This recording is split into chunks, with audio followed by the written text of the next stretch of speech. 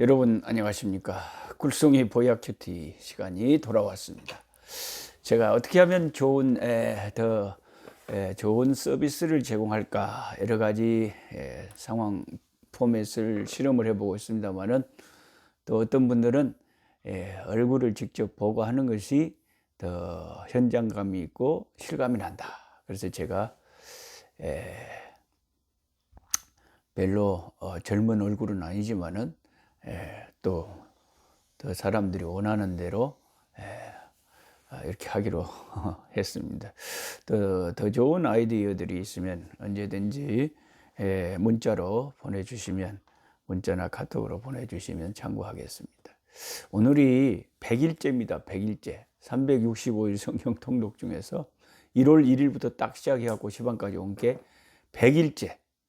연인들도 만난 지 100일 되면 서로 그 기념을 한다고 하는데, 오늘도 참 하나님께 우리는 감사하는 이런 날입니다. 시간입니다. 그래서 100일째 되는 오늘 4월 9일입니다. 4월 9일 목요일, 열왕기상 13장에서 15장까지 말씀을 공부하고, 또 중요한 지리적인 어떤 것이 나오거나 중대한 것이 있으면 제가 칠판에 이렇게 적어 드리고, 또 편집하시는 우리 전도사님이 이제 무슨 중요한 그런 사진이나 어떤 참고 그런 그림이 필요하다면 아마 찾아내서 말씀 중에 보여주시기도 하고, 이런 다양한 방법을 동원하면 될 것 같다는 생각이 듭니다. 자, 여러분의 성경 열왕기상 13장입니다. 열왕기상 13장에 보면 참 아주 좀 독특한 스토리, 이야기가 나옵니다. 여러분 혼자 이 성경을 읽으면 이것이 시방 뭔 소리다냐, 어째서 이렇게 늙은 선지자가 나와가지고 하나님의 사람을 거짓말로 쳐가지고 사람을 죽게 만들어 불고 이런다냐, 아주 성경을 안 읽어본 사람은 뭔 그런 이야기가 성경에 있었다요 하는데, 성경을 여러 번 읽은 사람들은 참 이 스토리, 이 이야기 속에서 하나님이 우리에게 뭘 가르쳐 주려고 이것이 이런 일이 있었을까 하고 생각을 하게 됩니다. 어떤 분은 킹 제임스 버전만이 진짜 영어 성경 버전이고, 다른 성경 버전은 아예 성경으로 인정을 안 하는 그런 독특한 무슨 침례교의 그런 파도 있으니까 여러분 조심하시기 바랍니다. 제가 그랬잖아요. 구원을 가지고도 구원파 같은 이단이 생기고, 죄사함을 가지고도 죄사함과 거듭남의 비밀 그런 이단이 생기고, 별의별 기독교의 좋은 걸 가지고 다 부활을 가지고 부활파 이단이 생기고, 킹 제임스 버전이라고 하는 아주 그 언어에 가깝게 번역하려고 예를 쓰는 그런 좋은 성경책을 갖고, 이거 아니면 다른 성경은 다 틀렸다 하고, 그렇게 이제 독선적인 그런 스피릿, 그런 영의 태도가 결국은 나중에 이제 사탄의 역사라는 거죠. 그게 이단 되기가 제일 쉬운 게 독선적인 거예요. 서기관과 바리새인들처럼 자기들은 다 옳고 다른 사람만 판단을 하고, 예수님이 보실 때는 그 바리새인과 서기관들이 잘못됐었는데, 그래서 예수 믿는 저와 여러분은 항상 성경을 대할 때, 여러분 어떤 분이 언어를 다 안다고 합시다. 구약의 언어 히브리어를 달달달달 한국말처럼 읽어요. 그러면서 그 사람이 그 원어에 어떤 잘한다는 거 하나 갖고 성경을 다 아는 것처럼 이야기한다. 그런 것도 조심해야 돼요. 왜냐하면 여기서 히브리어로 이걸 읽는다고 해도 이 스토리 내용 자체가 어렵습니다. 왜 어렵냐? 이 스토리를 이제 한번 보겠습니다. 남쪽 유다에서 하나님이 선지자 한 명을 북쪽 이스라엘로 보냅니다. 보라, 13장 1절에 보라, 그때에 하나님의 사람이, 여기 보라라고 시작하는 것은 이런 일이 다 있었어야, 우리 동네 말로 말하자면 그런 뉘앙스를 풍기는 거예요. 아주 이것은 조심해야 될 이야기고 잊지 말아야 될 이야기고 겁나게 이것은 참 명심해야 될 이야기요. 세상에 이런 일이 다 있었어야 하고 너무 놀라운 그런 이야기를 시작하려고 하면서 보라 그러는 거예요. 그때 하나님의 사람이 여호와의 말씀으로 말미암아 유다에서부터 베델에 이르니 마침 여로보암이 제단 곁에 서서 분향하는지라. 자, 여기 칠판을 한번 보시면요. 자, 유다에서 베델에 이르렀다. 자, 이스라엘이 이렇게 있잖아요. 여기가 이제 이집트 이제 말하자면 아프리카 이집트고, 여가 이스라엘이라면 요게 이제 아라비아 반도가 이렇게 있고 여가 이스라엘이란 말이에요. 그러니까 어저께 공부한 스바 여왕은 여기 지금의 예멘에 해당하는 여기서 배 타고 이스라엘 방문한 거예요. 그러니까 말하자면은 이 당시에 스바 여기는 굉장히 해운업이 왕성했다는 거죠. 해운업이 왕성. 이게 부유한 나라였어요. 그래서 솔로몬의 소문을 듣고 온 거예요. 그러면 이제 이 이스라엘에 이 염해 사해가 있고 요단강이 있으면은, 자, 이쪽 남쪽 지역 여기 유다를 중심으로 여기가 이제 남유다고, 요 위로 여기서부터 이제 요단강 건너 여기까지가 다 북이스라엘이란 말이에요. 북이스라엘. 그러면 베델로 보냈다. 자, 북이스라엘에서 제일 남쪽에 가장 중요한 도시가 베델입니다. 베델. 이 야곱이 돌단을 쌓았던 그곳. 여가 베델이에요. 여가 베델. 여가 베델이고 북쪽에 단이 있고, 단에서부터 베델까지 그러면 북이스라엘을 말하는 거죠. 단에서부터 부엘세바까지 그러면 옛날 통일왕국 이스라엘 때 이스라엘 전체를 말하는 거고 그래요. 베델이 여기 있으니까 예루살렘에서 그렇게 멀지 않으니까 국경 넘어서 북이스라엘로 베델로 하나님이 선지자를 보냈다. 그겁니다. 이 북이스라엘 왕 여로보암이 뭔 짓을 요 베델에서 하고 있었느냐? 우상을 섬기고 있었다. 이 베델과 단에 금송아지를 세워놓고 전부 한번 생각해 보세요. 이스라엘 백성은 1년에 3번씩 예루살렘에 가서 자기들 그 절기에, 6월절과 그 절기에 참석을 해야 되는데, 그럼 북쪽에 있는 이스라엘 사람들이 전부 예루살렘에 갔다가 6월절에 참가했다가 다 돌아오려고 하는데 남쪽 왕이 국경 폐쇄해보라, 봉쇄해라, 못 돌아간다. 그래 버리면 북이스라엘 사람들 망할까 봐서 북이스라엘 지도자 입장에서는 그게 걱정이 되는 거예요. 그게 걱정이 돼가지고 우리도 그러면 거기 갈 필요 없이 베델과 단에 나름대로 어떤 산당을 세워놓고 우리도 하나님께 예배드리자. 이게 혼합신앙이라는 거예요. 혼합신앙은 내가 생각하기에 분명히 하나님도 섬겨요. 교회 댕깁니다. 그런데 이 사람의 사상이 완전히 변하는 것이 없고 세상적이고, 말도 또 교회 다니기 전하고 말이 똑같고 언어가 똑같고 세상하고 교회하고 짬뽕이 돼가지고 이런 신앙생활을 하는 사람을 이 북이스라엘의 여로보암 왕처럼 혼합신앙이다 그래요. 근데 이런 데서 하나님께 제사를 지낸다니까 하나님 입장에서는 한번 생각해 보세요.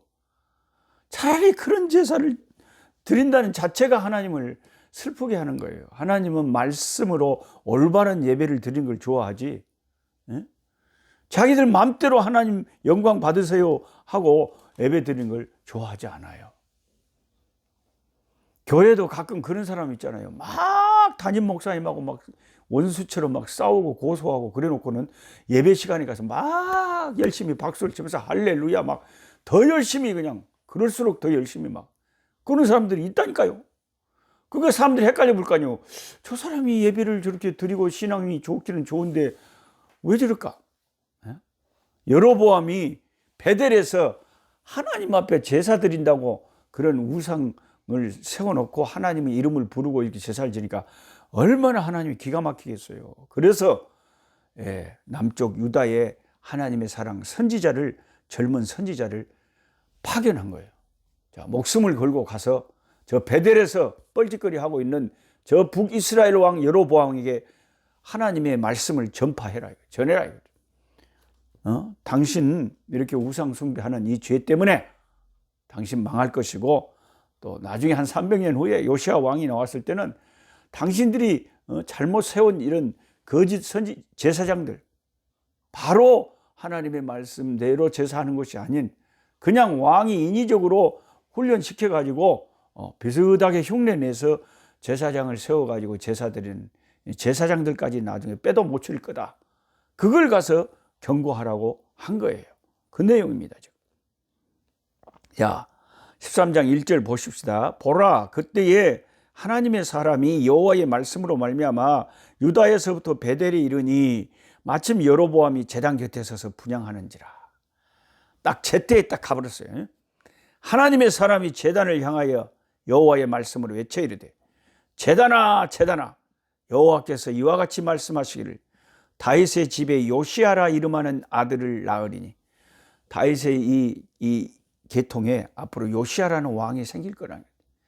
그 왕이 나왔을 때 그가 내 위에 분향하는 산당 제사장을 내 위에서 제물로 바쳐, 그 제사장들을 싹 죽여서 제물로 바쳐, 또 사람의 뼈를 내 위에서 사르리라 하셨네. 아주 무서운 심판을 이 잘못된 제사장들에게까지 선포합니다. 그날에 그가 징조를 들어 이르되, 이는 여호와께서 말씀하신 징조라, 제단이 갈라지며 그 위에 있는 재가 쏟아지라. 자, 이 징조가 이루어지려고 이제 징조를 하나님 보여줄 건데, 내 말이 사실이라는 것을 하나님이 증명하기 위해서 지금 당신이 제사 드리고 있는 그 제단이 두 조각이 나고 갈라져 버리고 그 위에 재가 쏟아져. 여로보암 왕이 하나님의 사람이 베델에 있는 제단을 향하여 외쳐 말함을 들을 때에 제단에서 손을 펴며 그를 잡아라 하더라. 그를 향하여 편 손이 말라 다시거든. 자, 왕이 무슨 이런 황당한 이런 사람이 있어 감히 왕한테 네가 하고 저놈을 잡아라 하고 손을 내밀었는데 오마 그 명령한 그 손이 갑자기 마비가 되버리고, 쉽게 말하면 중풍이 와버렸든지 마비가 되고 이게 말라버렸다. 그래서 이제 완전히 순간적으로 얼마나 이게 손이 이제 안 돼, 제 맘대로 이제 컨트롤이 안 되는 거예요. 그러니까 얼마나 당황을 했겠어요. 임금이 자기 그냥 권위가 다 사라져 버린 거 아니에요. 그렇게 명령하는 손이 갑자기 말라버렸다 이거요.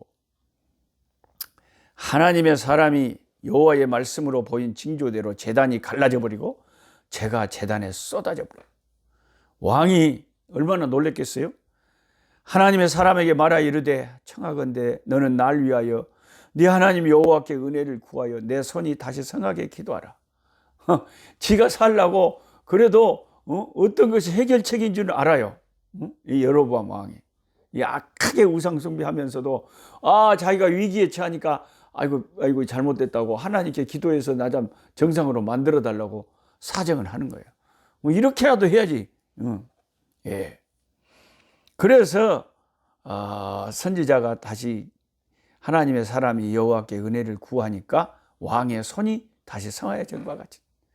그래 하나님의 사람이 하나님 불쌍히 여겨주시고 이 어리석은 왕이 깨닫고 돌이키고 주여 하나님의 징조로 다시 온전하게 해 주옵소서. 그러니까 다시 온전하게 됐다는 거죠. 왕이 하나님의 사람에게 이르되 나와 함께 집에 가서 쉬라. 내가 내게 예물을 주리라. 왕이 이제 고맙다고 아이고 가서 대접하겠다 그러고 또 예물을 주겠다 그러고 막 이제 은혜 받았다고 좋아하는 거예요 말이죠. 그런데 하나님의 사람이 왕께 대답하되 왕께서 왕의 집 절반을 내게 준다 할지라도, 왕의 집 절반을 준다 할지라도 나는 왕과 함께 들어가지도 아니하고 이곳에서도 떡도 먹지 아니하고 물도 마시지 아니하리니. 이유가 뭐냐? 이는 곧 여호와의 말씀이 내게 명령하여 이르기를 떡도 먹지 말고 물도 마시지 말고 왔던 길로 되돌아가지 말라 하셨습니다 하고 이에 다른 길로 가고 자기가 베델에 오던 길로 되돌아가지도 아니하느냐. 어떤 생각이 깊으신 분은 이런 성경을 읽다가 어째서 오던 길로 되돌아가지 말라고 했을까? 먹지 말라고 한 것은 좀 이해가 돼. 왜냐하면 그 우상 섬기는 그 베델, 원래 베델은 베이트엘 하나님의 집이잖아요. 그 하나님의 집, 그 은혜스러운 곳에 옛날 그 자기들의 조상 야곱이 거기서 돌단을 자고 하나님 앞에 기름 붓고 예배하던 그 은혜스러운 그 베델에서 우상을 세워놓고 악한 짓을 하니까 그곳에서 먹는다, 마신다 그 자체가 우상에 동참하는 거니까 아예 하나님이 명령을 가서 먹지도 말고 마시지도 말아라. 그러고 네가 돌아올 때는 갔던 길로 똑같이 되돌아오지 말라. 이거 왜 그랬을까? 그건 하나님의 얼마나 이 지금 마음이 하나님 비통해 하시고 슬퍼하시고 하나님의 명령이 아주 준엄한가를 알는 거예요. 내가 왔던 길로 되돌아가지 말라는 것은요. 자, 우리가 서울을 갔어요. 그럼 내가 어제 KTX를 타고 서울 갔다 왔는데, 신방 갔다 왔는데, 그러면은 서울서 돌아올 때는 갈 때하고 그 길로 돌아오면 안 돼. 갈 때는 내가 기차로 갔으면 올 때는 버스로 와야 돼. 그래야 가던 길로 되돌아오는 게 아니지. 그럼 왜 하나님이 그렇게 하라고 하느냐? 선지자 힘들고 어려울 텐데 그 이유는 딱 한 가지. 이 북쪽 이스라엘 왕이 타락해가지고 죄를 짓는 길로, 하나님을 떠난 길로 옛날에 그 타락하던 사사시대처럼 되돌아가 버린 거예요. 다윗과 솔로몬이 큰 은혜의 길을 닦아놨는데 그 다윗의 길을 가지 못하고 옛날에 죄악의 길로 되돌아가 버린 이스라엘이 하나님이 너무너무 마음이 아프고 싫어서 되돌아간다는 그 자체를 하나님께서 어떤 행위로 교훈을 주기 위해서 선지자한테 너는 되돌아가던 길로 되돌아오지 말라 그런 거예요. 이해가 되시죠? 죄악으로 되돌아갔기 때문에 되돌아가는 걸 싫어하는 거죠. 그랬는데 희한한 이야기는 이제 11절부터 시작된 거예요. 이렇게 큰 회개 운동을 일으키고 뭔가 왕액을 그냥 깜짝 놀라게 하고, 아이고 이거 하나님께서 이런 거 싫어하시는구나, 이게 보여졌어요. 그러면 이제 사명을 마쳤으니까 자기는 목숨을 걸고 한 일이겠잖아요. 잘못하면 왕이 이를 죽일 수도 있는데 담대하게 가서 순종하고 그랬는데, 11절에 나타난 한 이상한 베델의 늙은 이 선지자가 이 젊은 하나님의 귀한 종을 죽여버린다 이 말이죠. 아주 희한한 일이 벌어진 거예요. 요게 이제 반드시 여러분은 이 성경의 가이드의 이제 설명을 들으셔야 대차나 금갑다 하고 이해가 되시지, 혼자 읽어보면 길을 잃어버려요. 요게 뭔 소리다냐, 웜에 어렵네, 읽지 말자. 그래서 흥미를 잃어버린단 말이에요. 그래서 항상 관광지에 가면 관광 가이드가 필요하듯이 성경을 읽을 때는 항상 성경 교사 가이드가 필요하다. 자, 11절에 보면 베델에 한 늙은 선지자가 살더니 그의 아들들이 와서 이날에 하나님의 사람이 베델에서 행한 모든 일을 그에게 이 늙은 선지자가 잘못된 것이, 첫째가 지금 11절에 그의 아들들을 그 우상 숭배하는 제사 드리는 데 보낸 겁니다. 당연히 그 왕이 모든 선지자들, 제사장들, 하나님 일하는 사람 오라고 동원을 했겠죠. 근데 이 늙은 선지자는 양심상 가기 싫어. 금송아지가 있는 그 베델에 가서 하는 거 참여하기 싫어요. 그렇다고 해서 겁은 나. 왕이 이제 사람을 군대를 보내서 잡아 죽이면 어떡할 거예요? 말 안 듣는다고. 그러니까 이러지도 저러지도 못하고 이 늙은 선지자가 아주 깨가 좋아요. 아이고 나는 늙어갖고 힘없다 그러고 아들들을 대신 간다. 아들들이 괜히 못 오려고 거기를 가냔 말이오. 그러니까 그 모든 상황을 보고 와서 아버지한테 이야기를 하는 거예요. 그들의 아버지가 그들에게 이르되 그가 어느 길로 가더냐. 그래? 그건 담대한 선지자가 있어? 이 북이스라엘의 하나님의 종들은 선지자들은 말도 못하고 이렇게 짤짤 매고 있는데, 아이고 그렇게 남쪽 유다의 기계가 씹히는 하나님 말씀을 바로 전하는 선지자가 와서 그렇게 했다니까, 아이고 우리 왕한테 큰 도전이 됐겠네. 그럼 박수를 치고 그 선지자를 찾는 것은 가서 사인이라도 받고 참 존경한다고, 고맙다고, 내가 할 일을 당신이 해줬다고 뭐 이러려고 찾는 줄 알았더니 아주 희한한 이 늙은이가 있습니다. 나 이 늙은이 너무 싫어요. 우리는 이렇게 늙으면 안 되겠어요. 아주 강교합니다. 그 아들들은 그 선지자가 어디로 가더냐. 그의 아들들이 유다에서부터는 하나님의 사람의 간 길을 보았습니다. 그가 그의 아들들에게 날 위하여 낙이 안장을 주라. 그들이 낙이 안장을 주니 그가 타고 하나님의 사람을 뒤따라가서 상수리나무 아래에 앉은 것을 보고 이르되 그대가 유다에서 온 하나님의 사람이냐. 대답하되 그러다. 그가 그 사람이 이르되 나와 함께 집으로 가서 떡을 먹으라. 하나님이 베델에서 아무것도 먹지도 말고 마시지도 말라 그랬단 말이에요. 대답하되 나는 그대와 함께 돌아가지도 못하겠고 그대와 함께 들어가지도 못하겠으며 내가 이곳에서 그대와 함께 떡도 먹지 않고 물도 마시지 아니하리니 이는 여호와의 말씀이 내게 이르시기를 네가 거기서 떡도 먹지 말고 물도 마시지 말며 또 네가 오던 길로 되돌아 가지도 말라 하셨음이로다. 그가 그 사람에게 이르되 나도 그대와 같은 선지자라. 오마 말은 연열이 반가듣기 잘하네. 지가 선지자라고? 선지자가 돼가지고 그 자기 왕이 우상 숭배하는 거 가서 소리치지도 못하고 말리지도 못하고 하나님의 종이라면 바로 해야 될 거 아니에요. 바른 말을 전파하는 사람이 선지자지. 그 우상 숭배하는 데 가서 아들들 살짝 보내고 그런 데 동참이나 하는 사람이 말은 나도 선지자다. 아주 부끄러운 선지자죠. 오늘날 많은 사람들이 목사라고 말은 하면서 정치를 하고 아주 세상적인 세상보다 못한 모습을 보여주고 그게 이제 목사라는 거 선지자라는 그런 것들이 오히려 부끄러워 뭐 들라고 목사가 됐는지 모르겠어요. 같은 선지자라 그러면서 거짓말을 태연히 합니다. 선지자라는 말을 해놓고 거짓말. 여러분 목사가 거짓말하면요 그거 가짜입니다. 이 정치적인 데 관련되어 있는 사람들은요 거짓말을 그냥 밥 먹듯이 해버려요. 손바닥 없듯이 거짓말 해버려요. 금방 설교 시간에 그렇게 말을 해놓고 끝나고 기자가 이렇게 목사님 말씀하셨는데 그래도 됩니까? 그랬더니 나 그런 말 한 적 없어. 다 지금 녹음을 해놓고 다 보여주고 있는데 그게 목사라고 그게 선지자라고. 지가 나도 선지자다 그러면서 천사가 하나님의 말씀을 나한테 일러줬는데 너한테 떡 먹이고 이거 이렇게 하라 그랬다는 거예요. 아주 생통 거짓말을 하는 거예요. 물을 마시게 하라 하였느니라 하니 이는 그를 속임이라. 그 사람을 속이고 있다 이 말이요. 이 늙은 선지자가 선지자라고 말을 하면서 세상에서 제일 나쁜 것이 성직자가 거짓말하는 거예요.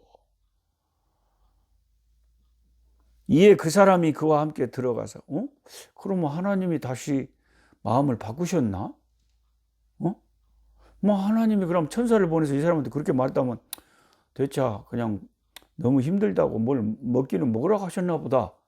그러고 따라가서 묵어버렸네 이제. 와마 떡을 먹으며 물을 마시니라.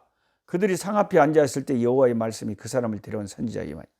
그가 유다에서부터 온 한 사람의 사람을 향하여 외쳐 이르되 여호와의 말씀이 네가 여호와의 말씀을 어기며 네 하나님 여호와께서 내게 내리신 명령을 지키지 아니하고 돌아와서 여호와가 너더러 떡도 먹지 말고 물도 마시지 말라 하신 곳에 떡 먹고 물 마셨으니 네 시체가 조상들의 묘실에 들어가지 못하리라 하셨니라. 그리고 자기가 데리고 온 선지자가 떡을 먹고 물을 마시는 그를 위하여 나귀의 안장을 지으니라. 하나님의 말씀이 참 임해가지고요. 네가 내 말에 불순종했기 때문에 이제 하나님께서 심판하시겠다는 거예요. 이 늙은 사람 하나 만나갖고 아주 이 귀한 선지자가 크고 아름다운 일을 했는데 아주 이제 큰 어려움을 당하게 생겼어요. 그렇게 큰 은혜의 역사 뒤에 꼭 이런 마귀 시험이 와요. 솔로몬도 수많은 사람들이 칭찬하고 그 부와 지혜에 감탄했을 때 그것에 도취돼 가지고 여자들 많이 두고 해가지고 타락해서 변질돼서 심판받더니 저와 여러분에게도요 사람들이 칭찬하고 내가 잘 나갈 때 그때가 제일 위험할 때예요. 그래 그렇게 큰 일을 행하고는 그 선지자가 그렇게 말했으면 젊은 선지자가 어땠어야 됩니까? 아니 당신한테 말씀하신 하나님이 왜 나에게는 말씀 안 하셨겠냐고. 나는 그런 말씀을 받은 적이 없기 때문에 그렇게 할 수 없습니다. 정말 그게 하나님의 뜻이라면 나에게도 말씀하셨겠죠. 이렇게 대응을 했더라면 그 젊은 선지자의 목숨이 살았을 거예요. 근데 자기도 은근히 배가 고프고 또 그 괜찮거니 했는지 마음이 약해져 버렸는지 큰 일을 행하고 마음이 그냥 풀려버렸는지 교만해졌는지 그냥 그렇게 불순종의 자리에 가버려가지고 이런 어려움에 처했단 말이죠. 이에 그 사람이 가더니 사자가 길에서 그를 만나 물어 죽이매 그의 시체가 길에 버림받으니 나귀는 그 곁에 서 있고 사자도 그 곁에 섰더라. 지나가는 사람들이 길에 버린 시체와 그 시체 곁에 선 사자를 보고 그 늙은 선지자가 사는 성읍에 가서 말한지라. 그 사람은 길에서 데리고 돌아간 선지자가 듣고 말하되 이는 여호와의 말씀을 어긴 하나님의 사람이로다. 여호와께서 그에게 마신 말씀같이 여호와께서 그를 사자에게 넘기심에 사자가 그를 찢어 죽였도다 하고 이에 그 아들들에게 말하 이르되 나를 위하여 나귀 안장을 치우라. 그들이 안장을 치우매 그가 가서 본즉 그의 시체가 길에 버림받았고 나귀와 사자는 그 시체 곁에 서 있는데 사자가 시체를 먹지도 아니하였고 나귀를 찢지도 아니하였더라. 늙은 선지자가 하나님의 사람의 시체를 들어 나귀에 실어 가지고 돌아와 자기 성으로 들어가서 슬피 울며 장사하되 곧 그의 시체를 자기의 묘실에 두고 오라 내 형제여 하며 그를 위하여 슬피 우니라. 까보고 있네. 이게 우리 동네 말로 어른들이 까보고 있네 그래. 지가 죽여놓고 내 형제여 하고 울고 장사를 잘 지내주면 그게 무슨 의미가 있대요? 그 세상에서 가장 불효자들이 불효하다가 죽으면 부모가 막 그냥 울고 막 같이 그냥 무덤에 내려가겠다고 그냥 난리를 치고 그러잖아요. 그러니까 이 늙은 선지자가 사람을 죽여놓고는 그냥 내 형제 하면서 장사 잘 지내주고 자기 아들들한테 나도 죽거든 이 선지자 묘에 같이 묻어달라 합장해달라고. 참 이런 이야기를 여러분 들으면서 드는 의문이 이런 게 있을 거예요. 아니 목사님 근다고 하나님이 아니 그 떡 먹고 물 마셨다고 사자한테 물려서 죽게 만들어 버려요. 아따 참말로 무슨 하나님을 섬기는 게 이렇다면 나가 하나님 섬길 마음이 싹 사라져 보네요. 뭔 그런 신이 다 있답니까? 자기를 위해서 목숨을 내놓고 가서 왕한테 직언을 하고 하나님의 사명을 다 이룬 선지자가 이 사기꾼한테 속아가지고 자기가 일부러 그런 것도 아니고 하나님이 그랬다 그러니까 이제 그 말을 믿고 그런 것밖에 없는데 그렇다고 그를 그렇게 비참하게 죽여버리는 하나님. 아따 이거 참말로 영 성경이 은혜가 되는 것이 아니라 나가 성경 읽다가 시험 들고서 예근다요. 이 열왕기상 13장 그냥 탁 이 한 장을 찢어버리고 없애보면 안 될까요? 이렇게 생각을 하는 분도 있을 수가 있어요. 이 아싸란 사람들, 솔직한 사람들 가운데. 근데 그것은 여러분 그렇게 하나님의 말씀을 그렇게 조급하게 성급하게 여러분 성질대로 성질 내지 마세요. 제가 성질 잘 내는 우리 형님한테 항상 성질을 죽여라. 집에 와서 조용히 안마를 하면서 오늘 또 내가 성질을 얼마나 주겠을까 그런 생각을 해라. 그래서 여러분 예수 믿는 사람은요 내가 어떤 목사님이 하는 게 마음에 안 들어요. 그래도 은근 자기 생각을 갖고 목사님을 비방해도 안 되고요. 성질을 그렇게 쉽게 내면 안 돼요. 여러분이 하나님에 대해서 어떤 이해가 안 되는 성경을 봐도 어떻게 생각을 해야 돼요? 내가 이해를 못해서 그렇지. 전능하신 하나님이 오죽 어련히 알아서 생각이 있으셔서 그러셨겠지. 내가 뭘 알겠나. 이런 항상 겸손한 자세를 취해야 성질을 죽일 수도 있고 조급한 결론을 안 내릴 수도 있는 거예요. 아멘이십니까? 항상 자신을 겸손하게 생각을 하고 내 생각을 확 그렇게 다 옳은 것처럼 생각하지 말고 그래서 이것은 원래 그러시는 하나님이 아닌데 하나님의 의도를 가지고 그 일이 이루어지게 해서 아주 엄미한 아주 중요한 그 메시지를 그 이스라엘 사람들에게 전달하기 위해서 하나님이 자기 종을 희생하셨구나. 읍참마속이란 말이 있어요. 읍참마속이라는 것은 눈물을 흘리면서 자기 장군을 목을 매 죽여버렸어요. 공명이 삼국지에 보면. 왜? 말 안 듣고 작전대로 안 따라가지고 자기 군대에 큰 피해를 가져왔거든. 근데 아까워서 죽이면 안 돼, 이 장군을. 근데 이것은 군대의 군유를 위해서 공명이 눈물을 흘리면서 그를 처단해라 하고 처단해버려. 이게 읍참 마속이에요. 눈물을 흘리면서 마속을 처단하는 거예요. 하나님께서 그 사랑하는 종, 그 사명을 잘 감당한 그 귀한 젊은 선지자를 그가 속아서, 늙은 선지자에게 속아서 떡 먹고 물 마시고 그 뭐 나귀 타고 거기 가는 그 자체가 하나님의 말씀을 정면으로 위반하는 것이기 때문에, 하나님이 사랑하는 사람도 말씀을 어기면 이렇게 엄히하게 다루거든. 하물며 너희들이 우상 숭배하고 이런 짓을 하면 어떻게 되겠느냐 하는 것을 하나님이 본보기로 북이스라엘에 경고를 하는 거예요. 예. 하나님이 다 생각이 있어서 그런다는 것을 여러분이 이해하시고, 함부로 인간의 짧은 생각을 가지고 성경이 시험이 되니 무엇이 하나님이 이럴 수가 있냐, 그렇게 생각하시면 안 된다는 겁니다. 또 어떤 분은 이렇게 생각해요. 아니, 노 목사님, 아니 그 늙은이가 이게 진짜 선지자 맞습니까? 그래 놓고는 나중에 장사 지내주고 막 울고불고 자기도 막 그 무덤에 묻어다, 이 사람의 정체가 뭡니까? 그렇게 물어본다면 저는 이 사람은 아주 나쁜 사람이라고 생각해요. 쉽게 말하면 오늘날 그런 목사들 많잖아요. 이름은, 타이틀은 목사인데 일반 국민보다도 더 상식도 부족하고 욕을 함부로 하고, 자기가 원하는 정치 그 야욕을 위해서 성도들, 예수 믿는 사람들, 교회를 정치의 장으로 끌어들이고 싸움을 일으키고 다투게 하고, 그래서 많은 젊은이들이 머리를 흔들면서 교회를 안 가려고 그러고, 이렇게 만드는 사람들이 있잖아요. 그게 무슨 대단한 선지자인 것처럼. 그런 거 정말 여러분 조심하시기 바랍니다. 누구는 무슨 정치적인 식견이 없어서 말을 안 합니까? 모든 것이 가하나 다 덕을 세우는 게 아니잖아요. 우리의 목적은 우리의 정치적인 어떤 내 소원을 이룬 게 아니라 주 예수 그리스도의 이름을 세상에 전파하려고 부름받은 게 목사고 교회 아닙니까? 그것에 조금이라도 유익이 될까, 유익이 되지 않을까를 생각하고 우리가 언행을 하는 것이지, 그냥 내 원하는 대로 하는 게 아니잖아요.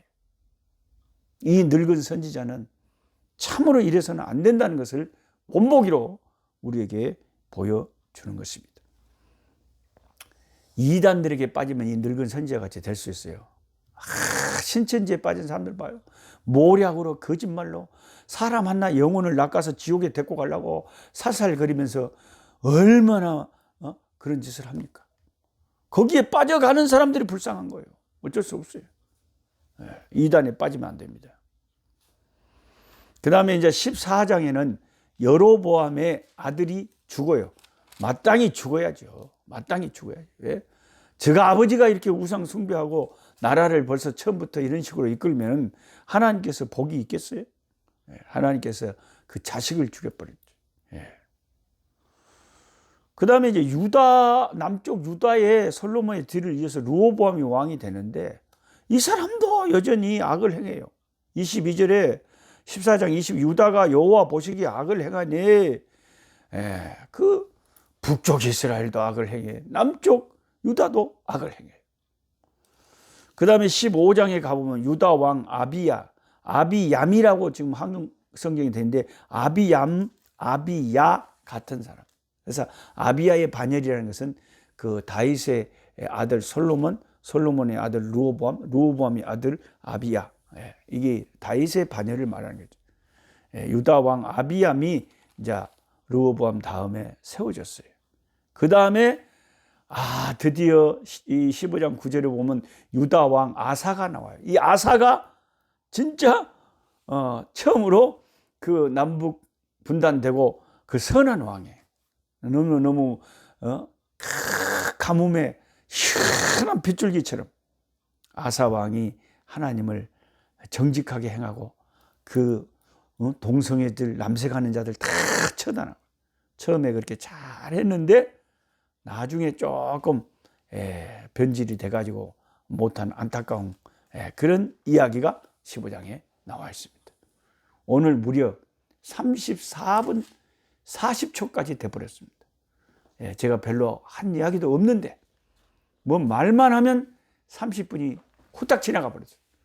예, 오늘은 여기까지 하시고 내일 또 뵙겠습니다. 아멘. 네, 수고하셨습니다. 약한 자 힘겨세